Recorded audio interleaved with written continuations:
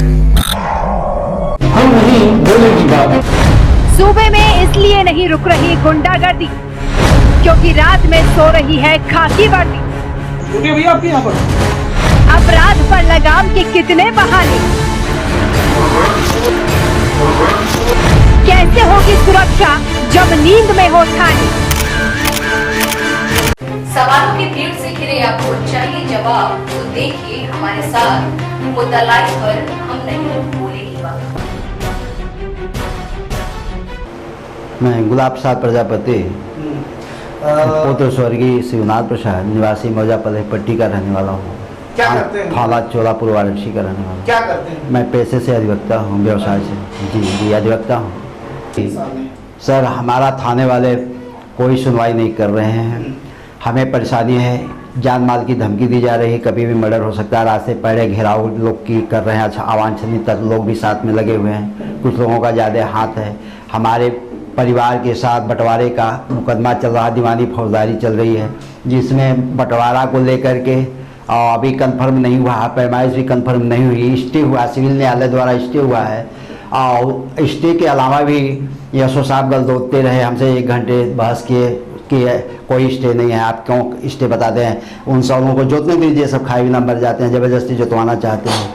और उसमें बहुत काफ़ी इंटरेस्टेड हैं और इंचार्ज साहब भी इंटरेस्टेड हैं। गोसाईपुर चौकी इंचार्ज चोलापुर वाराणसी जो हैं हमारे यहाँ कुलदीप दुबे जी हैं, वो बहुत काफ़ी इंटरेस्टेड हैं। और उनको कुछ दबाव ऊपर से भी आ रहे हैं, कुछ और विधायकों वगैरह का भी दबाव।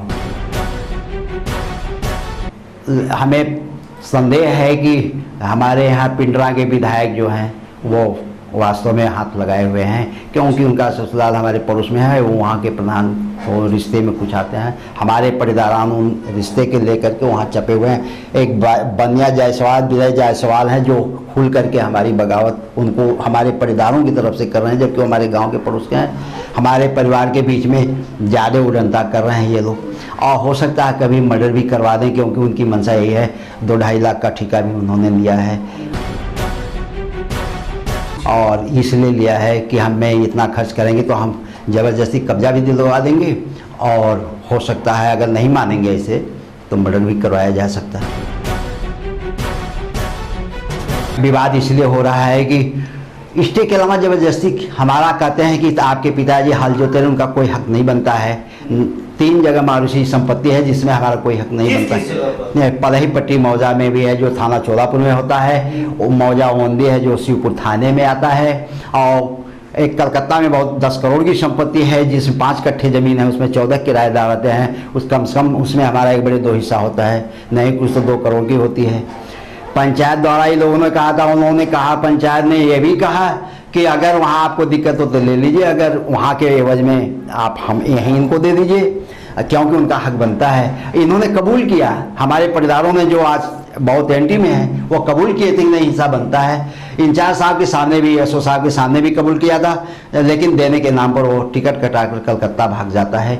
और जब हमारी ये परिवार जब उनको बुलाते हैं कि आओ जबरी किया जाएगा, जोत लिया जाएगा, क्या कर सकते हैं ये, तो वो आ जाता है।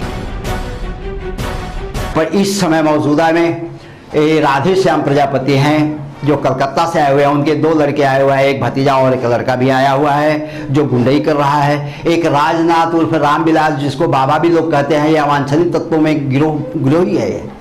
ये जो है हमेशा गोली मारने की भी धमकी देता है, कुछ अवांछनीय तत्वों के साथ रहता भी है ये, और कुछ लभंका टाइप का भी है, उसको लोग बाबा भी कहते हैं न।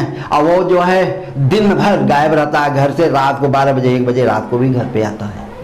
कहाँ रहता है कुछ पता नहीं। ये गिरोही है, ये घूमता रहता है, ये कब आता है, कब सोता है, कब जागता है, कब जाता है। एक बार अपने सामने कट्टा भी लिया था इसने, और उसको जब पुलिस को हमने फोन किया तो कट्टा फेंक कर भाग गया था।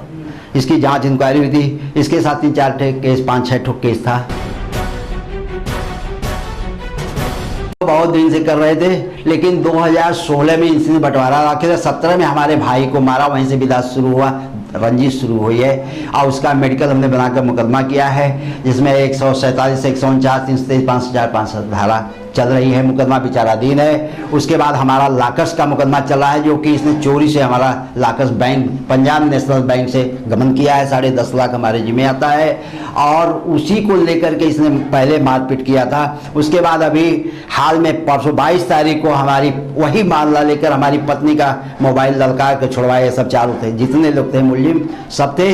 और उसमें एक सुललन करके है जो वह उसका लड़का भी उपद्रव किया हुआ है, उसका नाम दिग्दर्शन है। वह पहले कंपनी में नौकरी करता है, लेकिन अब कहता है कि हम वकालत करेंगे, अब इनको होर कर देंगे और जान से भी मरवा देंगे अगर ऐसे नहीं मानते हैं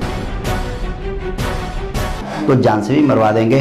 वही सबको तंग किए हुए पूरे परिवार, SSP, DM, SSP, DIG, IG और मुख्यमंत्री, चीफ मिनिस्टर को भी किया था हमने हमारा, और ट्वीट किया गया था। अभी हाल में परसों भी ट्वीट किया गया है और मुख्यमंत्री को भी ट्वीट किया हमने, रजिस्ट्री द्वारा भी भेजा है। और एसएसपी, डीएम साहब को तो करीब कई 5, 6, 7, 8 दरखास्तें हो गई हैं जो रिकॉर्ड हमारे पास हैं, रजिस्ट्री द्वारा भेजा है। और रिकॉर्ड जो है पर्सनली तौर पर भी दिया है जी, दिया है। अभी दिया है, अभी ये 27 को, 28 को, ये जो है 22 को दिया है। अभी आज भी दिया है, आज 24 को भी दिया है। अभी तक कुछ नहीं, केवल यह आश्वासन दिया गया है। और एसएसपी साहब के यहाँ इंचार्ज साहब बैठे थे, वो एसएसपी साहब नहीं थे, तो इंचार्ज साहब ने कहा है कि वकील साहब मैं आदर्श करती हूँ और आप जाकर देख लिए थाने पर। इसके पहले जब एसएसपी साहब को मैंने किया था, कुलकर्णी साहब के ज़माने में भी किया था, प्रभाकर जी के ज़माने में ये चौधरी साहब थे, उनको भी हमने किया था, तो उन्होंने आश्वासन दिया जाकर यशो साहब से मिल लीजिए। अधिवक्ता समाज को हमने फेसबुक दिया है, तो वो हमारे साथ हैं। वो कहते हैं कि नहीं, ज्यादती हो रही है और इस पर विचार किया जाना आवश्यक है। बहुत से लोग हमारे पक्ष में, एक बार ऐसा ही जाति किए थे तो हमारे अध्यक्ष महामंत्री सब लोग पहुँचे थे एसएसपी साहब कुलकर्णी के सामने, तो उन्होंने ऐसा जो कहा, तलब किया था एसएसपी साहब को। और ये अभी नई नियुक्ति है जो कुलदीप दुबे जी की, ये खुल करके हमारे एनटी में विरोध कर जी दिए हैं। अभी तो आज भी देकर उस दिन भी दिए थे, हमने दे दिया है दरखास्त जो है, उसमें सब दिया गया। अभी उनके सामने इनको भी दिया था। मैं मीडिया के माध्यम से यह कहना चाहता हूं कि हमारे परिवार की जान की सुरक्षा भी करें सर, हमारा हक जो है दिलाया जाए। और सबसे बड़ी महत्वपूर्ण बात है कि साहब इन लोगों को जो है शांति व्यवस्था के लिए बाउंड किया जाए और छानबीन और तफ्तीश किया जाए, मुकदमा दर्ज किया जाए। हम तो ये भी चाहते हैं कि मुकदमा दर्ज किया जाए। अभी मेडिकल हमने जो कराया उसके आधार पर किया जाए और जो पहले कहा है उसको भी किया जाए। सारे मुकदमे विचाराधीन चल रहे हैं। जो उसके अलावा भी हमने अभी जो परसों 22 तारीख को घटना घटी है, उसके बाबत भी हम FIR चाहते हैं दर्ज किए जाएँ।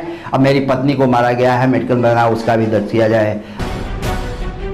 और मैंने कई दरखास्तें दिया है, इंचार्ज साहब को दिया, थाने पर दिया, लेकिन कोई सुनवाई आज तक नहीं हो पा रही। पुलिस वालों का यह कहना है कि देखिए भाई, खेत जुतवा दीजिए, कहाँ से सब लोग मर रहे हैं, स्टे है तो इससे क्या होता है, स्टे क्या खाना पीना होने नहीं देगा, स्टे खाने पीने कहाँ दिक्कत है, क्यों रोकता है, स्टे रोकता है, खाने पीने मत दीजिए।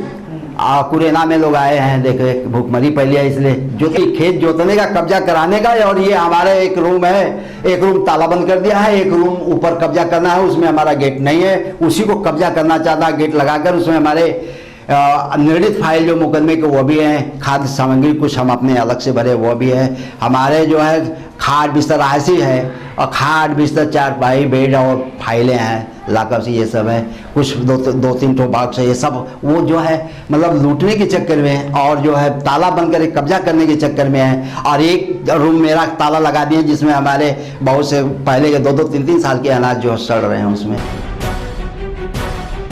हमको जाने नहीं देते। उसमें देवतान भी है जिसमें पूजा नहीं करने देते हैं। ये इंचार्ज साहब ने कहा है कि अगर नहीं करने देते तो आप मंदिर पर क्यों नहीं चले जाते हैं, पूजा करने के बहुत बड़े पुजारी हैं, तो मंदिर पर चले जाए। तो मैं अपने पलही पट्टी मंदिर पर जाता हूँ पूजा। मैं हमारा पंपिंग सेट मकान, हमको उसमें प्रवेश नहीं कर दिया जाए, पानी नहीं पीने देते और हमको जो है प्रताड़ित करते हैं। हमारे परिवार को, हमको, हमारी पत्नी को हमको जान से मारने की धमकी भी दी जा रही है। अभी कल भी दी गई है, आज भी दी गई है और रोज देते हैं। सुबह शाम 100-200-500 गाड़ी रोज डेली देते हैं, जिसको मैं बर्दाश्त करना सीखा और बर्दाश्त करते जाते हैं, बराबर करते हैं। और ये जान हमारे खतरा है, जान से मार दिए जाएंगे, ये निश्चित है कि अगर सुरक्षा नहीं किया गया तो जान भी ले सकते हैं, क्योंकि इस समय पैसे के बल पर वो बहुत कुछ करना चाहते हैं।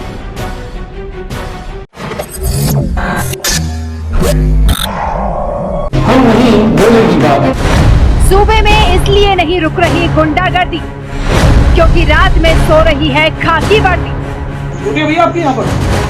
अपराध पर लगाम के कितने बहाने, कैसे होगी सुरक्षा जब नींद में हो ठानी। सवालों की भीड़ से घिरे आपको चाहिए जवाब, तो देखिए हमारे साथ मुद्दा लाइव पर हम नहीं